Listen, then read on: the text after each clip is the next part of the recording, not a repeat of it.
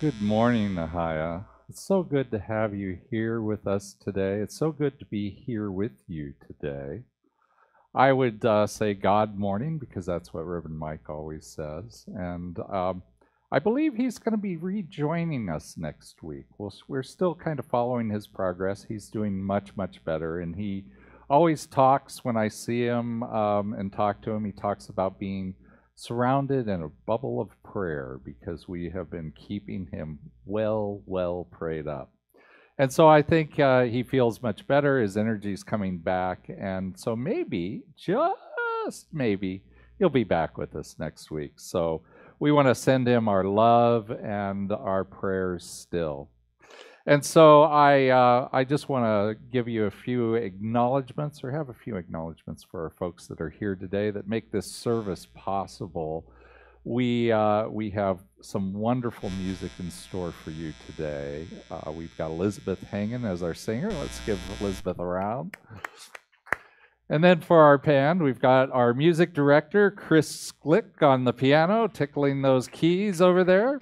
And we've got Leon on the bass, and we've got Brian on the drums. So we got a great band here for you today. And we're going to be having Jackie Owens as our practitioner. She's going to be doing our invocation reading. So thank you, Jackie. And then I would like to honor a few of the people that are here today that make our service possible. First of all, in our sound booth, we have Gloria. Thank you, Gloria. And we have Harris in the back there hitting all the keys. And then we have a couple of moderators. So we have on Facebook, we have Louise Mucha. On Zoom, we have Mindy Morrison. And on YouTube, we have Peter Bedard. So let's just say thank you to all of them. Thank you for your service. Thank you for helping us to put this service on. And thank you for creating such a loving environment for everybody. So we are going to be having a guest speaker today, and I'm going to be telling you a little bit more about Gerald Rivers in a few moments, but let's just give him a hand, give him a nice warm Ahia welcome. So, it's going to be a beautiful morning. You know, we had a lovely, beautiful week, a little bit of rain. Did you hear that Mammoth got 8 feet plus of snow? Can you imagine 8 feet of snow? I know that we need the water, so it's good that we got the snow, but it would have been nice to have spread it out over a few days, maybe. 8 feet of snow. But today is a beautiful, sunny, lovely day here in downtown Pasadena, which is where we're coming from. We're coming from our sanctuary, and we're still virtual only right now. But, you know, as we get people vaccinated and the counts start coming down, we'll be talking about how to be in person. The board has been talking about parking lot church for a while, and we put it off until the numbers were in a little bit better range. And so we're still not doing it right now, but eventually I think that'll be our first stop. We'll have people being able to park in our parking lot and be able to socialize with the windows down. You can yell at your neighbors, and it'll be great. So, but for right now, we're not doing that. We're just doing a virtual. And so I welcome you to our virtual Sunday service. And so now what I'd like to ask you to do is just take a deep breath with me. You know, just and let it all out as we prepare for our meditation video, followed by Jackie Owens doing our invocation, our reading.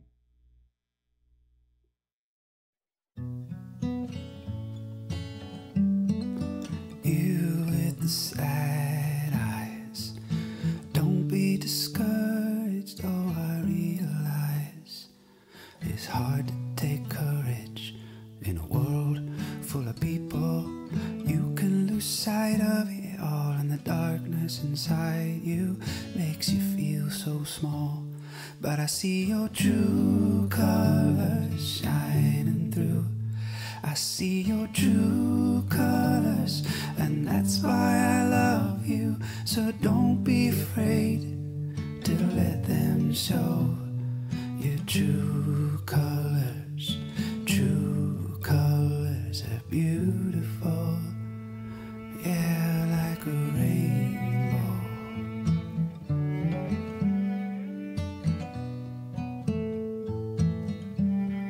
show me a smile then.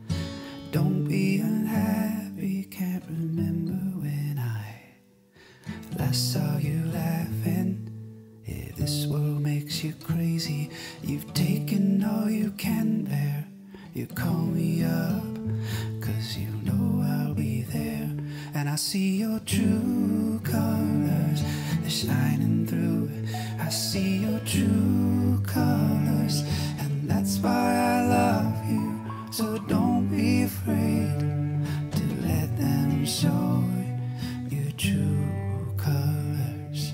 True colors are beautiful, yeah, like a rainbow.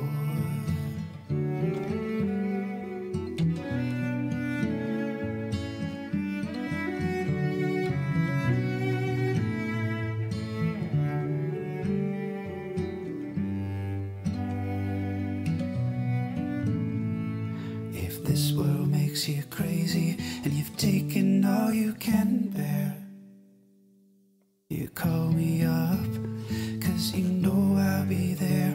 And I see your true colors shining through.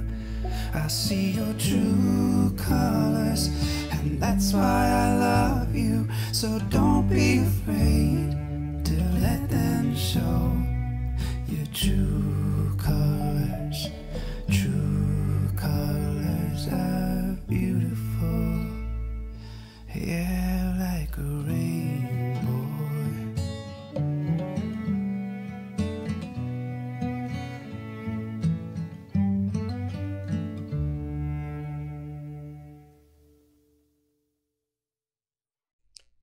Good morning to my Ohio family and to my world family at large. My name is Jacqueline Owens, and I'm blessed to be a practitioner here at the Ohio Center for Spiritual Living in Pasadena. This morning, I'm here to give prayer and a reading for all of our people who came to listen. So if you will join me, taking a deep, centering breath,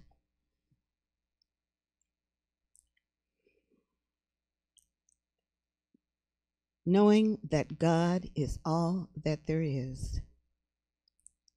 There is only one life, one love, one peace, one wholeness. There is only one. Everything that there has ever been, everything that there will ever be, and everything that there is at this very moment in time is the one. It is God. I am and you are a part of everything that there is at this very moment. I am and you are what God is.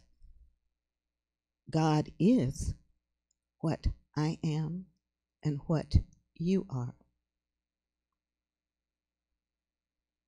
We are all divine individualizations of the one.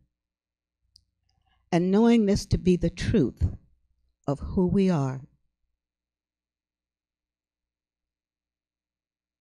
I know that the blessings of life from the one is here for us. If we get quiet in that moment and listen for the voice that brings us peace, that brings us love, that brings us the awareness of wholeness in our lives, the wholeness of health, not the illusion that we see out here, but the wholeness of health in the one, the wholeness of love, mending all relationships and bringing all of us together as one. This is the aligning with God, the still small voice that guides us to a better world, to a better life. And knowing this, I give grateful thanks. Grateful thanks for knowing who we are, who I am, who you are. I give grateful thanks for those who are in service, who take the stand and say, I will serve. I give grateful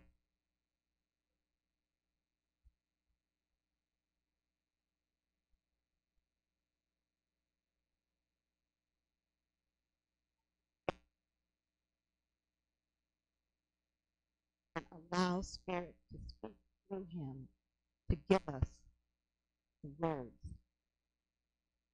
of Spirit. I give grateful thanks to all of the musicians who come into this building to share their talents and give us the joy of the sound of Spirit, the voice of Spirit. And I do give grateful thanks to everyone who has come into this place to serve others, the volunteers here at Ahia who have served before and will serve again when the time comes. I am so thankful for it all. And I release these words to the law, knowing that Spirit has heard us and has blessed us all. And so I let it be in my life and in your life right now. And so it is. Amen and amen.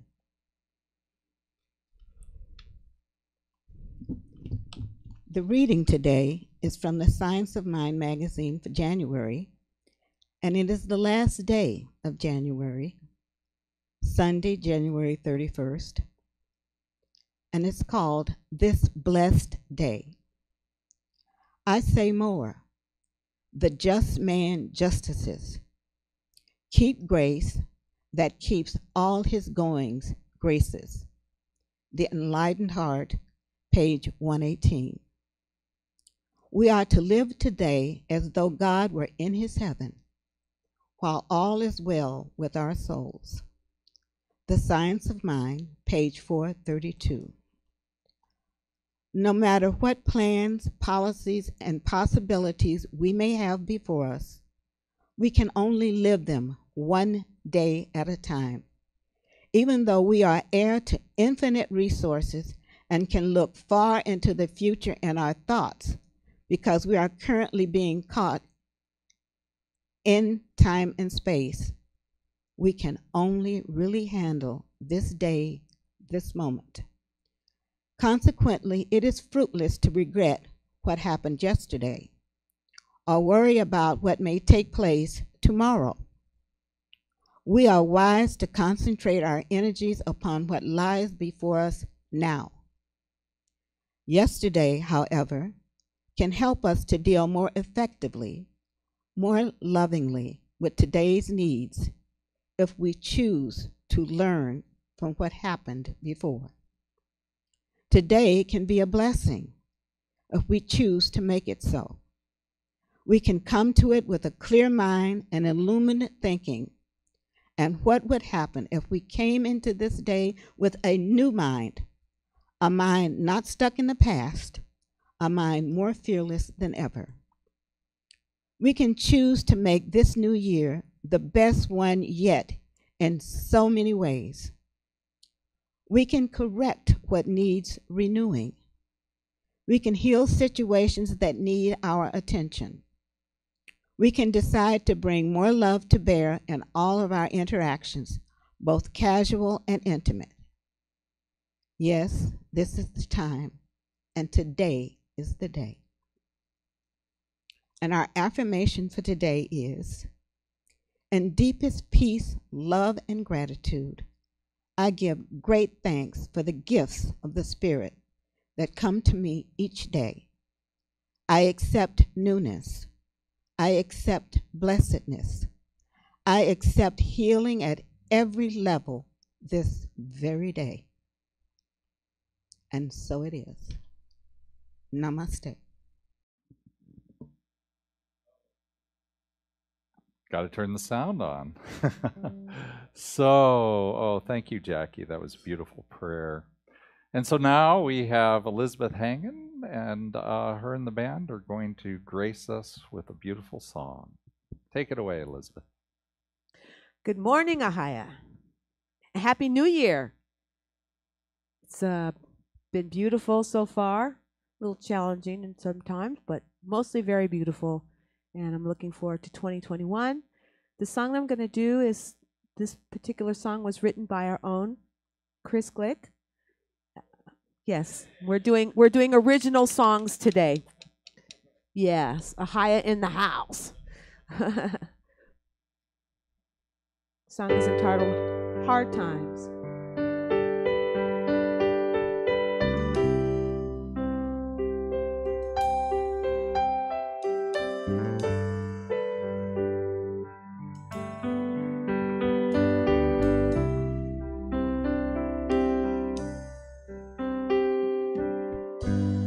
Hard times, yes, it's some hard times. Oh, yes, but people stand fast. They go on.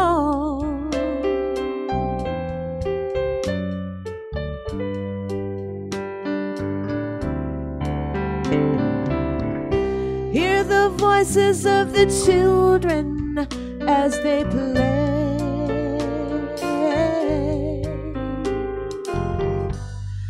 Listen to the mockingbird, hear the bluebird sing. Please listen to them now.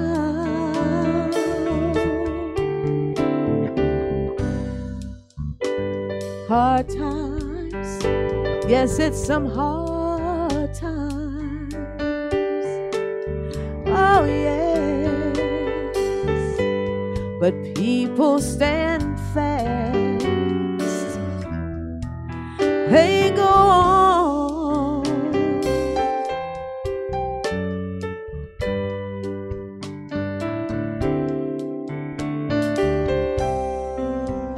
Feel the spirit reach deep inside.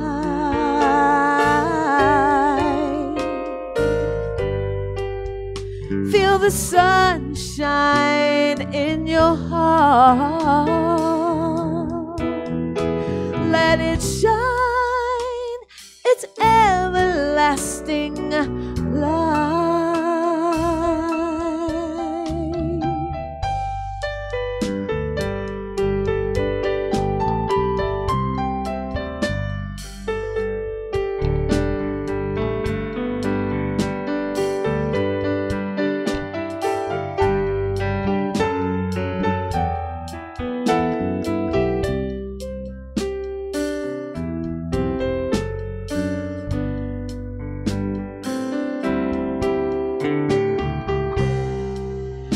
Feel the spirit reach deep inside.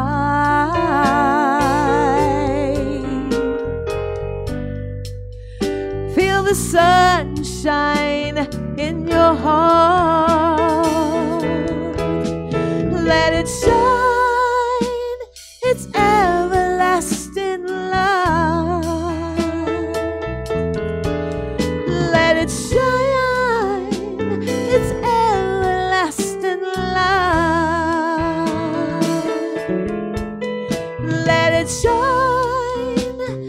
It's everlasting love. Let it shine. It's everlasting love.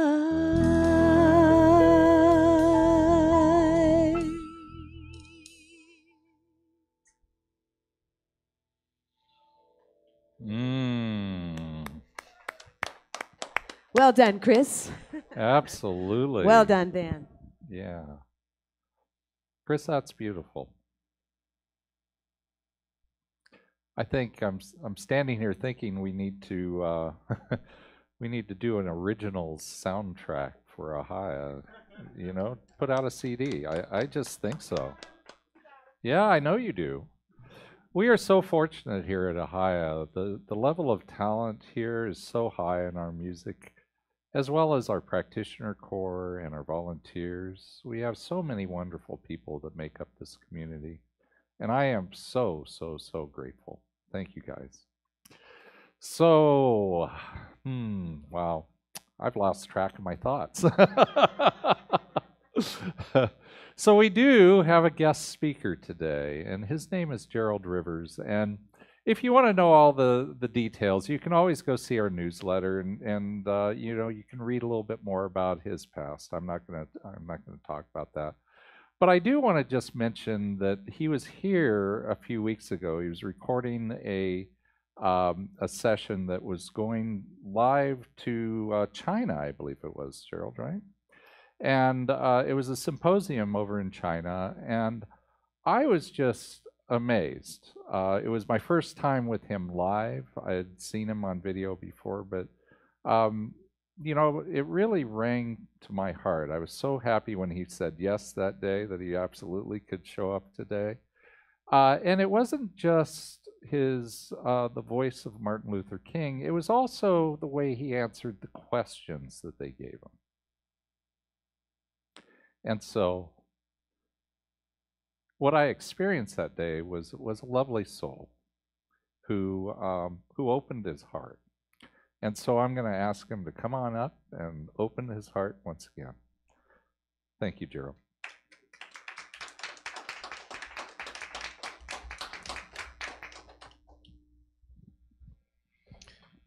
I feel like all the hearts are open already. I just want to say first, giving honor to God, who is the source of all my strength, all that I am, all that I ever was, and all that I could ever hope to be. Giving honor to Reverend Scott and to Reverend Michael in his absence and in his complete health, wholeness, and well-beingness. I just want to thank you and say good morning to all of you, and to let you know what indeed an honor, a pleasure, and a privilege it is for me to have the opportunity to stand before you today.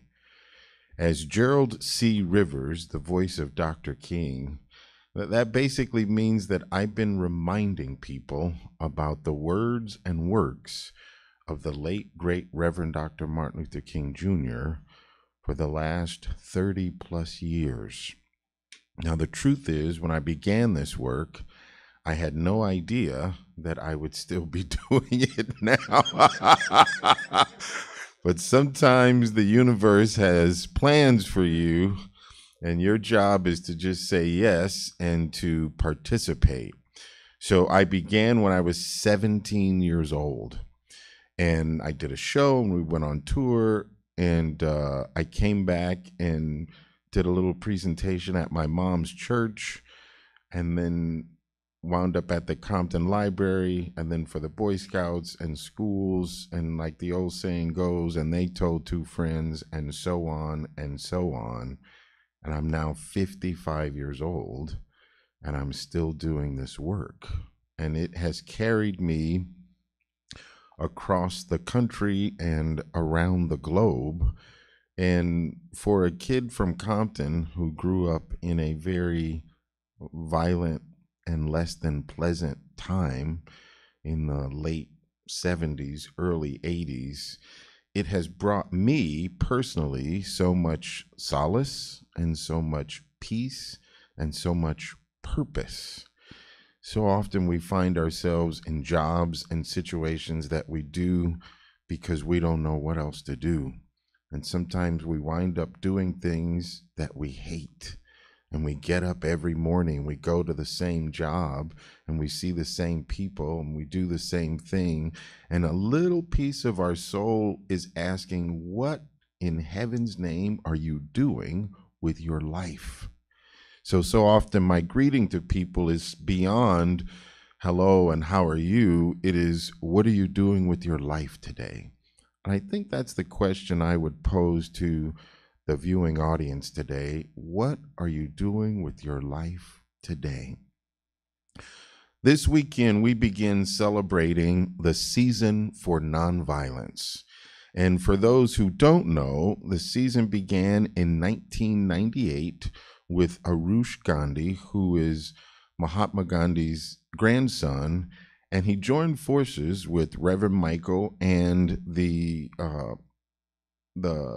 New Thought movement to create the Season for Nonviolence, which would go from the end of January when Gandhi died until April 4th when King died. And in between, there would be 64 days and 64 ways of peace. And if you don't know or you'd like to find out, you just go online and look for the Season for Nonviolence, sponsored by the Association of Global New Thought and Arush Gandhi. So every day during the Season for Nonviolence, a new principle is celebrated and or practiced. And today, in the early part of the season, the principle for the day is courage. It's the idea of having the courage to practice peace. And I need to say a couple of things about that. One, being courageous does not mean that you don't have fear. It does not even mean that you have to be brave. It simply means that you are willing to do it anyway. And so I've been telling people this year, as I've been giving talks since the beginning of the year, and we're in this new remote environment where in some ways I'm able to reach more people because people can tune in. But the truth is, I miss being in a room with hundreds or thousands of people and having us all in one accord or on one radio station, just tuning in together. Because when I do these talks from Martin Luther King, I have to share with you, I've been doing them for so long and I have so many speeches committed to memory that what you hear is not in the way that it was delivered 50 or 60 years ago. And here's why. They are all his words. But today, the idea is nonviolence. So I have what amounts to a catalog or a library that will put a collage or a mashup or a mixtape of Martin Luther King speeches dealing with this issue in a way that has never been heard in this way before and will never be heard in this way ever again. So I welcome you when the time comes to just open your hearts and open your minds to an experience. And I have to share with you that it is also an experience for me, because I don't know exactly what is going to come out of my mouth. But what has to happen, and again, we keep talking about practice, is I have to be willing to know that I have prepared my whole life for this moment, that everything that has taken place has brought me to right here intentionally and with purpose. And so then it becomes my job to trust that the universe, that the host of angels, that the spirits, the guides, the guardians, the universal consciousness will take over and say, if you just show up, you can get out of the way and we will move spirit through you to present what needs to be heard by someone. And I say that by someone because I've been doing this for decades and I've literally been in front of millions of people, and I will keep doing it with the hope and the intention of reaching just one person. That's my job. That's my desire. In the African tradition of each one teach one, I just want to reach one person and have that one person be affected in such a way that they take action that will eventually change the world for the better. My request is that you let that one person be you. And you get to choose. But I will keep doing it until somebody gets it. And I tell people all the time, the spirit of Dr. King, I think, is tired. It's like I've been saying the same thing. I've been telling you the same message for generations, for eons, for decades, for years, for weeks, for days, for months. I just want you to hear it. But I say that to say, for me, the experience is like sitting in the audience, listening as if I've heard these words for the first time, in spite of the fact that I've said them hundreds or thousands of times. But what I'm asking you to do is not just to hear what I'm saying, but to hear what I'm hearing, because there's a greater message that always comes through. In terms of this season for nonviolence, and that's why Reverend Scott invited me to come here today and be present with you, I tell people, you don't have to be brave or courageous. You just have to be willing. You don't have to do everything, but you can do something. And you don't even have to be charismatic, but you do have to care. And those are all things that we can do. The world we live in today is a mess. There's so many things that are going on, and not just with the politics and the rhetoric and the elections and the disputes and the arguments, but all you have to do is go outside here in Pasadena and walk a few blocks, and you will find people sleeping on the street. Like, how is it that in 2021, King is born in 1929, so here we are almost 100 years later and after the Great Depression, and what is our greatness? We have more millionaires and billionaires on the face of the planet than we have ever had in human history. And we have more people sleeping on the street with no place to go than we have ever had in human history. Something is out of kilter. And the beauty is we also have more conscious, awake, and aware people on the planet than we have ever had in human history. And we're waiting for that watershed moment where that one person gets it and it becomes the tipping point, and all of a sudden it becomes the majority of thought and feeling and idea and hope. Let that one person be you. You might be the one person we're waiting on to tip this thing over so that we can have what Dr. King called the beloved community, where every person will respect the dignity and the worth of human personality. Because each of us has a unique set of gifts, talents, abilities, capacities that nobody else has. And I can never be what I ought to be until you are what you ought to be. And you can never be what you are to be until I am what I ought to be. This is the way the world is made. It's called the interrelated structure of reality. And we need each other. And we need each other to do your part. We have enough pyramid scheme salespeople on the planet right now. We don't need somebody else that will join a scheme that they think will help them get rich. We have enough. The truth is, we have enough of everything. We have enough food, we have enough clothes, we have enough money, we have enough jobs, we have enough homes, we have enough hopes and dreams to take care of the planet over and again.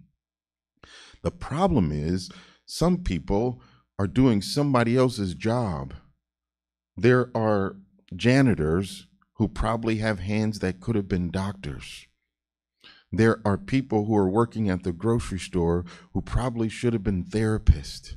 But somewhere in their development, in their evolution, they felt like, I can't have what I really want out of life because life has beat me up and it's kept saying no. So I'm going to settle for this, and I'm just going to do this. And then not only are they miserable, but they're depriving the rest of the world of their gifts, their talents as musicians, as artists, as poets, as singers. And the truth is, people say, well, if you do those things, you're not going to make any money. The reality is, some people decided, I'm going to work for the post office, and they put in 35 years, and then they retired with not enough money to take care of themselves, and they died in debt. If that's true, you might as well do something you love. Because what I know to be true is, if you do what you love, somebody will love what you do. Somebody's been waiting on you to offer your gift and your talent and your unique set of abilities to free them, to give them permission to do what they are meant to do, what they're put on the planet to do. Anyway, I'm going to try not to digress too much. But this is all relative to the idea of a season for nonviolence. Because nonviolence, as King teaches me, not only calls upon its adherents to avoid external physical violence, but it calls upon them to avoid internal violence of spirit as well. And when you are chasing somebody else's dream instead of your own, you're violating your own spirit. You're not being true to who you are or why you were put here. And you can begin today. In this practice of nonviolence and being courageous for today, ironically enough, for tomorrow, if you get through today, the practice is one of smiling. That is the practice for tomorrow. To have the courage to smile and to think about, why am I not smiling?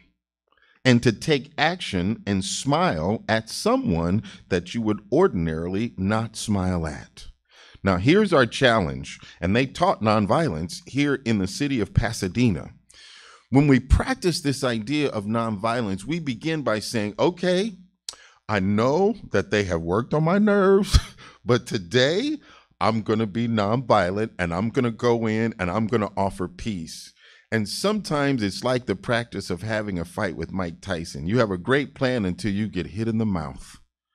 So you show up and you're prepared to be nonviolent, and you offer that, and they do not respond in kind, and then you lose your mind. But this practice requires you, in spite of what they do, to go forward in it. It gives you the opportunity to go deeper in your practice of nonviolence rather than abandoning it at the first off-ramp. Because if they were already there with you, we wouldn't have all this practice to do. So they need us.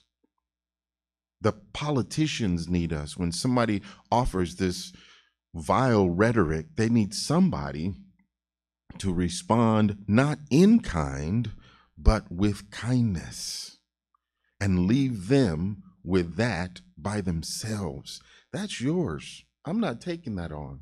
I'm choosing to be kind. I'm choosing to be nonviolent. It's interesting because the last time I was here at Ahaya was shortly after I lost my father. And I had a series of speaking engagements in January, and he died in January. And he'd lived a long life, but he was confined to a wheelchair for the majority of his life as a quadriplegic. And many times he was an unhappy man. My father was not the kind of person who would say, I love you, son. I'm proud of you. Good job. But that didn't mean that I didn't have a connection with this man. The irony is, the last time I was here, I swore I saw him walking in the back of your sanctuary, just nodding in approval of the work that I was doing. He couldn't do it when he was here in the flesh, but now that he had the chance to be everywhere all the time, he could just show up and say, I got you, I see you.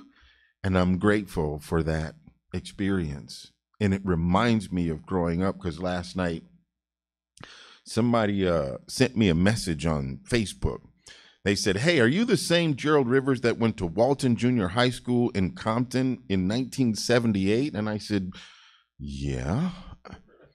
He said, my name is so-and-so. Do you remember me? No. And he explained that he remembered that I was a smart kid in an English class, and there were only 3 or 4 students who actively participated. And these people still get together, and they lost contact with me because I didn't go to school there longer. And I had to say to him, that was a long time ago, and I've gone through lots of changes since then. But he continued to say, I'm glad that your life is good. I'm glad that your life is better. And I just want to say, if you ever want to reach out to these brothers who still get together and just talk, that we're here for you. And I was overcome with a sense of peace and gratitude. So even this Facebook thing can be used for good, can be used for peace, can be used for love, can be used for reconciliation and renewal.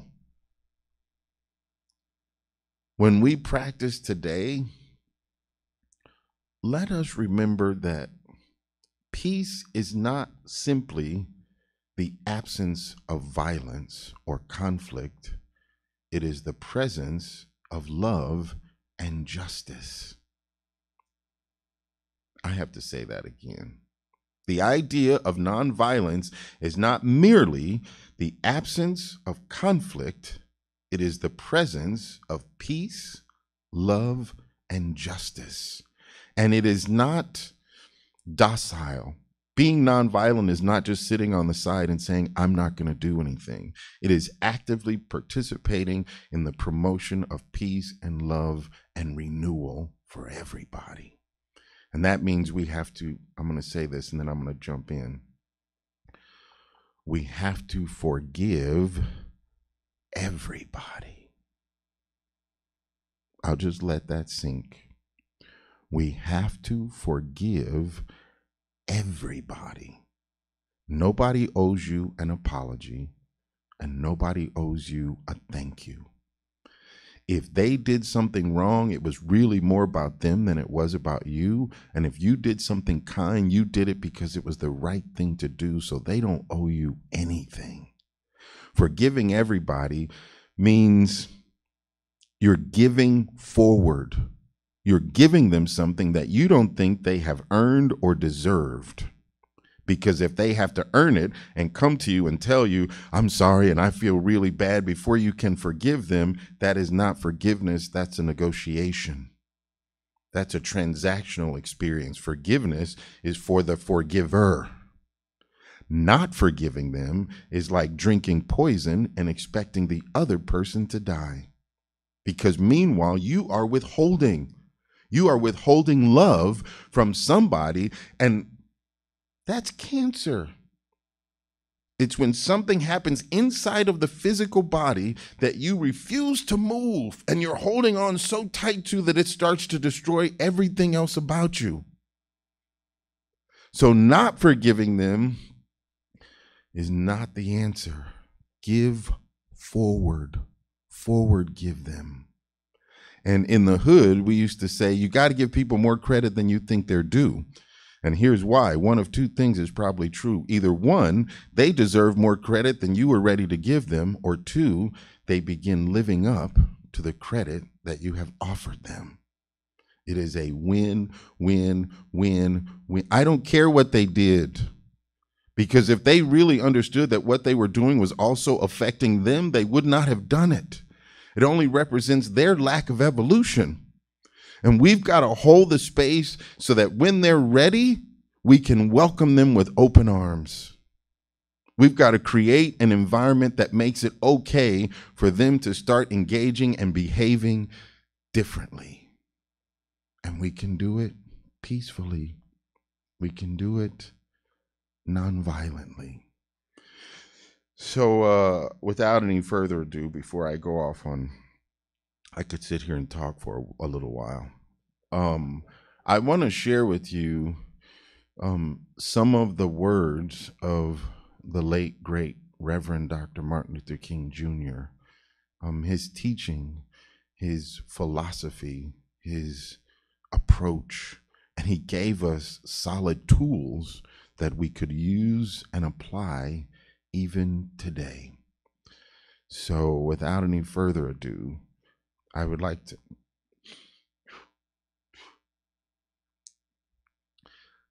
share with you some of the words of the late, great Reverend Dr. Martin Luther King Jr. I ask you to open your hearts and open your minds and let that one person be you.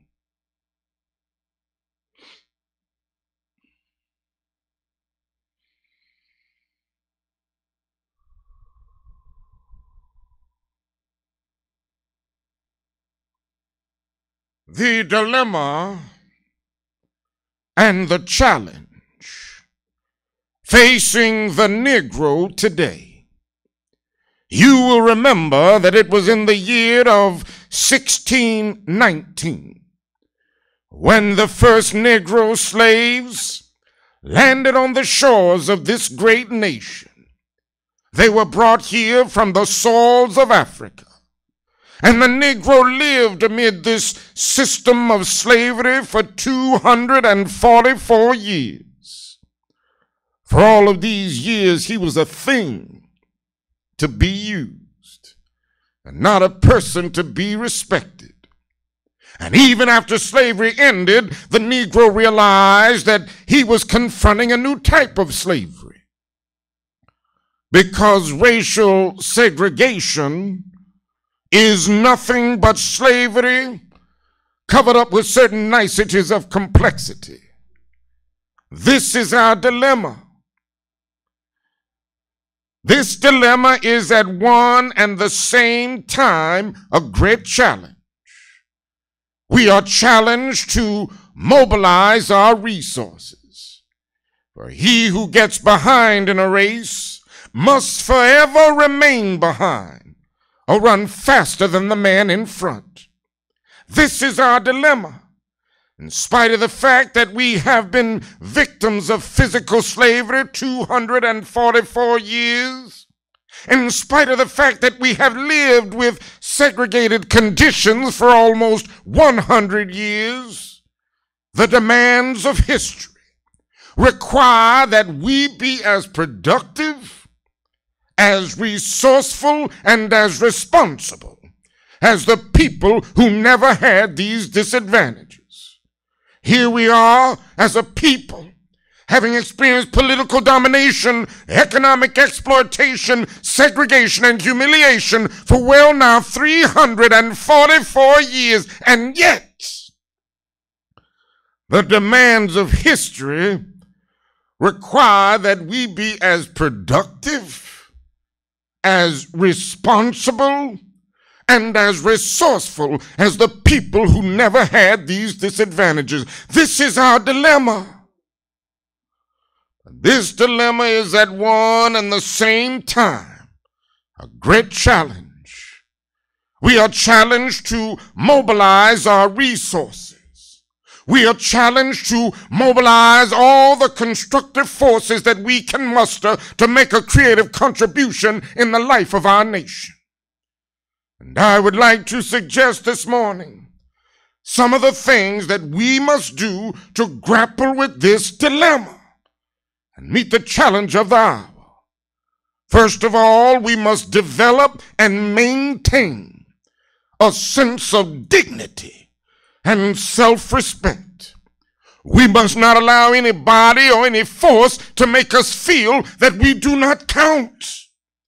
We must believe in our souls that we are worthful, that we are somebody, that we are significant, and we must walk the streets of life every day with this sense of dignity and this sense of somebodyness. And then we must work through the courts, through the ballot boxes. This is one of the most significant steps that the citizens can take at this hour, going to the ballot boxes. I've tried to talk in militant terms, but in the midst of this new militancy, let us always realize that we don't have to hate as we try to straighten this situation out. Let us always realize that We don't have to become bitter as we try to straighten this situation out. Oh, if there's any one thing I would like for you to remember this morning, it is the fact that somebody must have some sense in this world. Somebody must have sense enough to meet hate with love. Somebody must have sense enough to meet physical force with soul force. We will but try this way. We will be able to change these conditions, and yet at the same time win the hearts and souls of those who have kept these conditions alive. No, we need not hate. We need not use violence. There is another way. We're as old as the insights of Jesus of Nazareth, and as modern as the techniques of Mohandas K. Gandhi. There is another way. We're as old as Jesus sang, love your enemies, bless them that curse you, pray for them that despitefully use you. Every potential Peter, put up your sword. History is replete with the bleached bones of nations. History is cluttered with the wreckage of communities that failed to follow this command. And isn't it marvelous to have a method of struggle where it is possible to stand up against an unjust system, fight it with all of your might, never accept it, and yet not stoop to violence and hatred in the process? There is another way. We're as old as Gandhi saying through Thoreau, non-cooperation with evil is as much a moral obligation as is cooperation with good. There is another way. We're as old as Jesus saying, turn the other cheek. And when he said that, he realized that turning the other cheek might bring suffering sometimes. He realized that it might get your home bombed sometimes. He realized it might get you stabbed sometimes. He realized it might get you scarred up sometimes.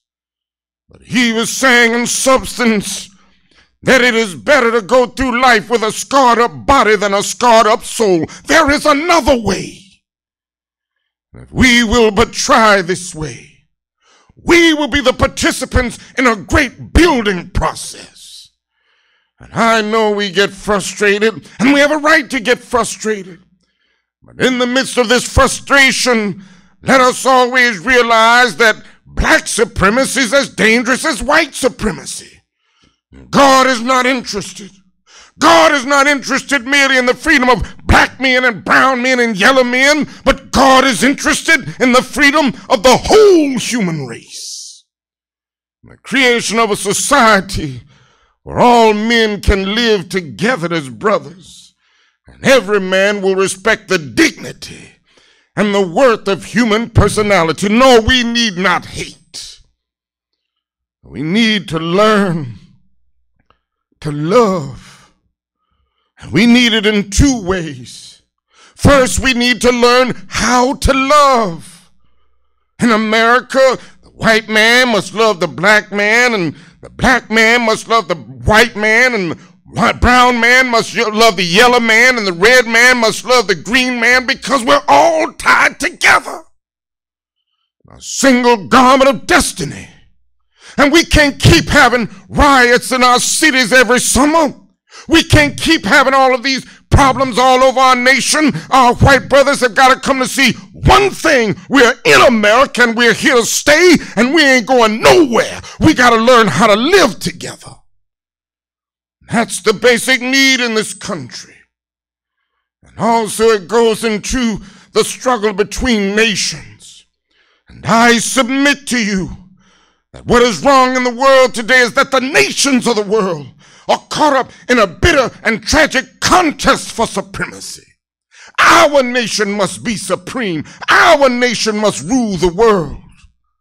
I'm sad to say that the nation in which we live is the supreme culprit. God didn't call America to do what she's doing in the world now. God didn't call America to engage in senseless, unjust wars. We have bombs right now that can destroy a city as big as New York with everybody wiped away and every building. And they can do the same thing to us. We're drifting there because the nations are caught up. They haven't discovered that we're all tied together. But if we will practice this nonviolence, but if we will practice this love, we will be able to make of America a better nation, and to make of this world a better world. I know those are asking, how long will we have to live with this system? And I know many of you are asking, how long will prejudice blind the visions of men, darken their understanding, and drive bright-eyed wisdom from her sacred throne? When will wounded justice, lying prostrate on the streets of our cities, be lifted from this dust of shame to reign supreme among the children of men? When will the radiant star of hope be plunged against the nocturnal bosom of this lonely night, and pluck from weary souls the manacles of death and the chains of fear? How long will justice be crucified and truth buried? How long? I can only answer this morning, not long. How long? Not long. Because truth crushed to earth will rise again. How long? Not long. Because the arc of the moral universe is long, but it bends toward justice. How long? Not long. Because you still reap what you sow. How long? Not long. Because truth forever on the scaffold, wrong forever on the throne. Yet that scaffold sways our future. Behind the dim unknown standeth God within the shadows, keeping watch above his loan. How long? Not long. Because mine eyes have seen the glory and the coming of our Lord. He is trampling out the vintage where the grapes of wrath are stored. He has loosed the fateful lightning of his terrible swift sword. His truth is marching on. He has sounded forth the trumpet which shall never call retreat. He has lifted up the hearts of men before his judgment seat. Oh, be swift, my soul, to answer him. Be jubilant, my feet. Our God, our peace is marching on. Thank you.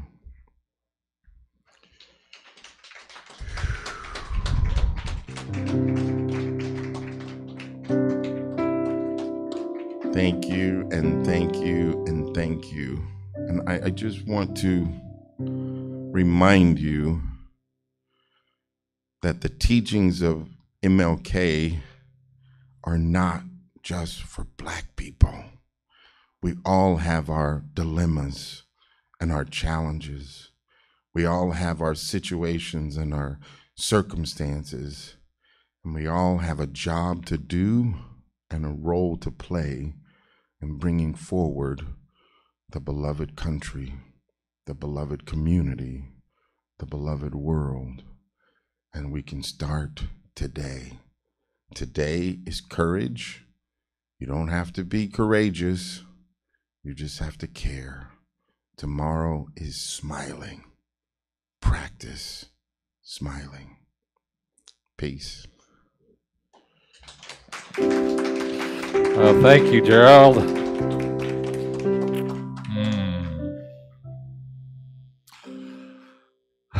What a beautiful message. What a beautiful reminder. And what a beautiful way for us to move forward. And so let's just go into prayer with that idea.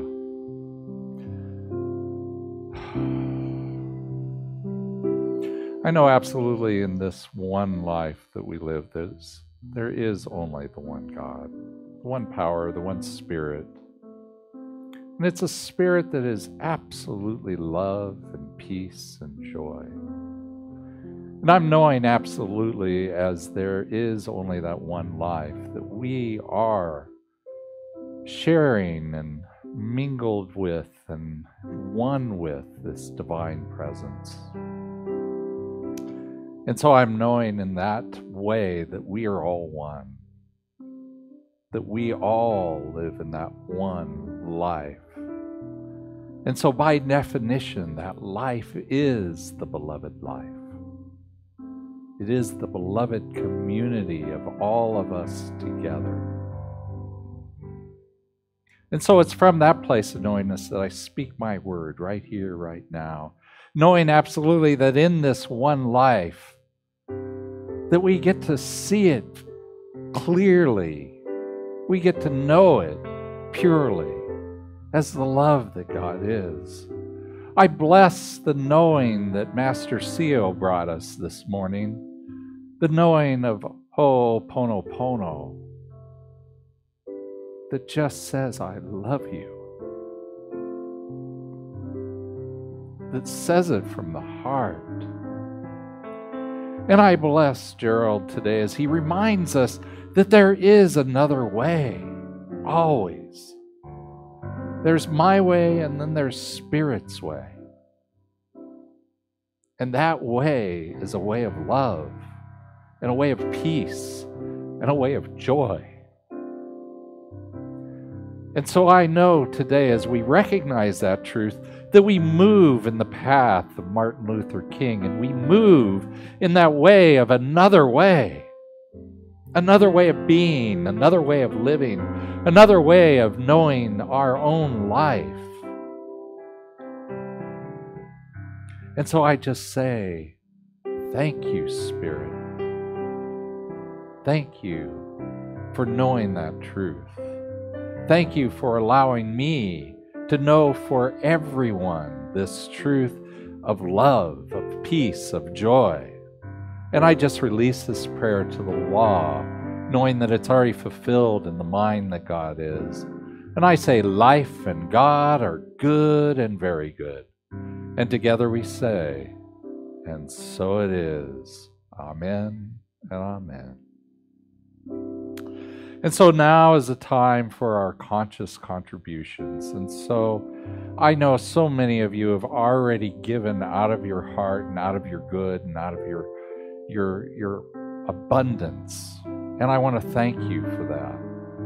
And I know absolutely that for those of you who have not yet, that this is an opportunity for you to give consciously to this place, Ahaya, knowing that the money that you give is going for the work that we do here. The work like this service today, and like the healing service on Wednesday, and the book study on Tuesday, and all of the things that we do out in the world.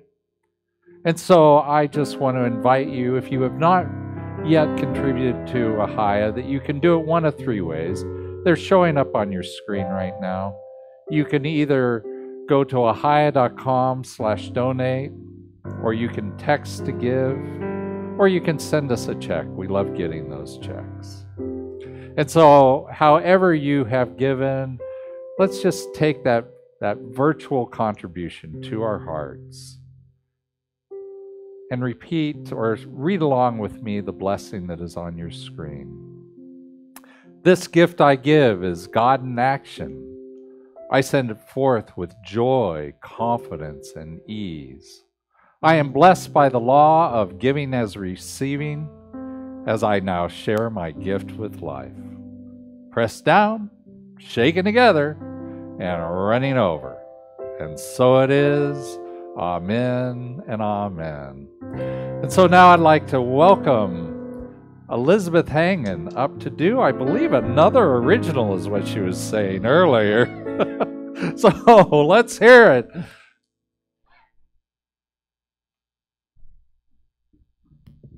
Guess I better take off my mask. Well, if you were here, you would feel the energy in the room. It's palpable. And it's hard to just sort of settle down and sing. Yeah. But Gerald, it's just wonderful. And thank you so much for your message this morning. Let's give him another round. Yes. Thank you. Reverend Scott, thank you for you today and everyone here today. This song is called Creative and Sustaining Force, and this is one that I wrote. So here we go.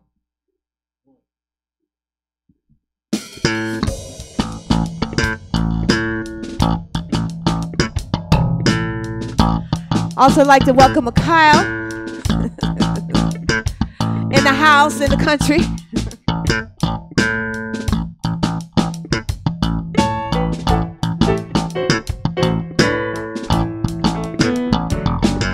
Creative and sustaining source.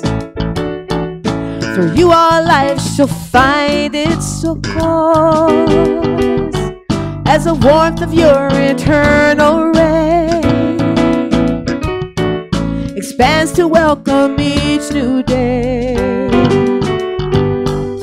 The glory of all life unfolds, revealed within refresh and gold. Revealed within refresh and gold.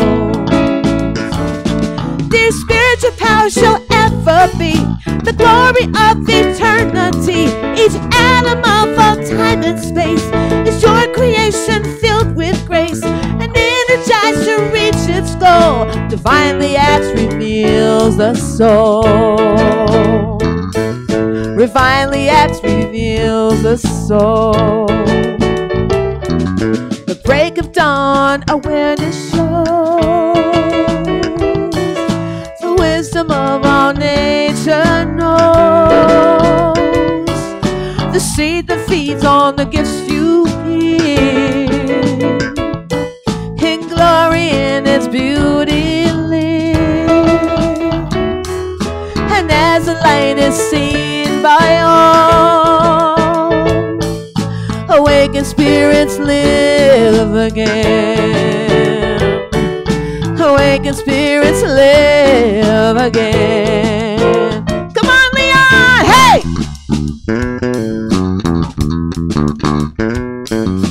Yeah! We got some awakened spirits in here today. I'm telling you right now. Woo! Yeah!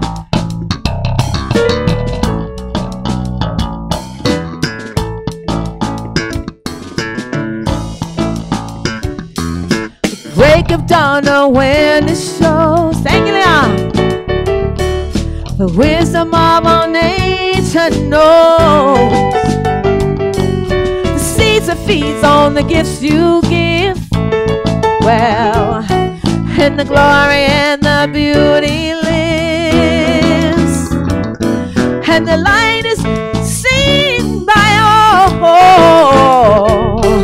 Awakened spirits live again. Awakened spirits live again. Take me to the chorus, fellas. Dear spiritual power shall ever be the glory of eternity. Each atom of all time and space is your creation filled with grace and energized to reach its goal. Divinely acts reveals the soul.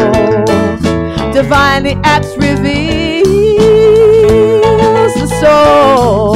Divinely acts reveals the soul. Divinely acts reveals the soul. Divinely acts reveals the soul.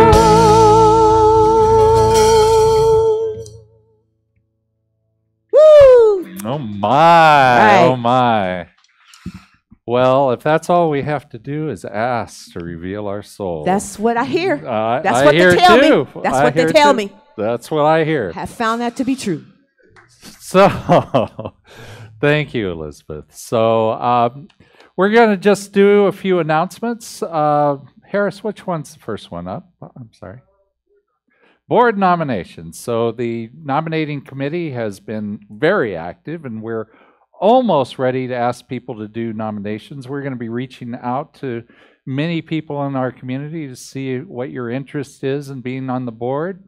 And we're going to have a page on the website that you'll be able to look at very, very soon, probably by Wednesday. So keep an eye on that. And second up is, my class, Beyond Limits. This is the second week, and so you're still welcome to join in this second week. The class is on Tuesdays from 6:30 to 9:30. And if you're interested, you can go to ahaya.com/classes to see a little bit more information about the class, and there's a registration button. If you hit that registration button, give me your email and phone number. I will get you all the information for the class, and you can get all caught up before Tuesday, even if you want.